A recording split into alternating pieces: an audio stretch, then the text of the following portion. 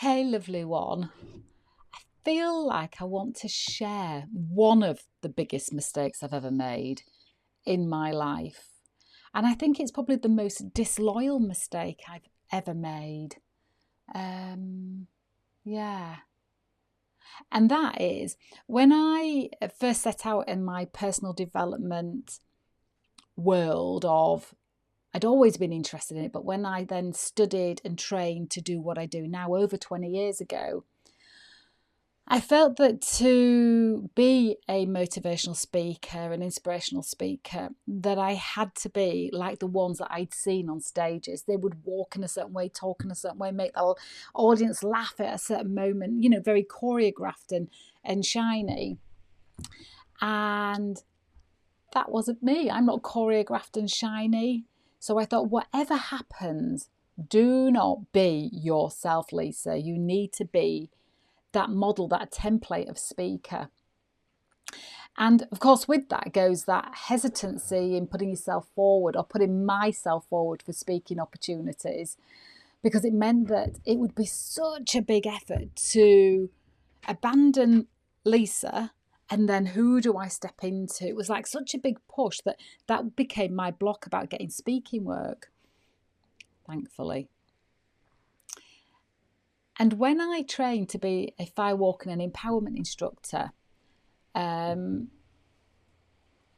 only was I learning how to deliver and facilitate each of the empowerment exercises, the glasswalk, the arrow break, the rebar bend, the board break, the firewalk, not only was I learning that, but because we were working on ourselves in order that we could be the transformational leader, facilitator that a group needs, we have to do the work on ourselves. And in a very beautiful way, the course worked on who we are. Healed, strengthened, illuminated me.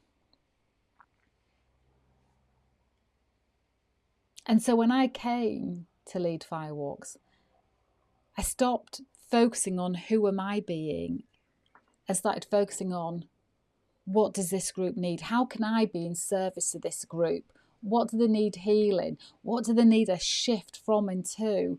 What do they need strengthening? What do they need cheering on with? What do they need clarifying? I became unimportant in a way that meant that I got out of my own way. And whilst I think back about the model of being that I thought I had to be before I did my Firewalking Instructor Training, that I would have to be performative and to act. And really what people most need and needed is just truth and honesty. Just somebody that is not trying to make you feel a certain way, but allowing by them accepting themselves and accepting who's in front of them.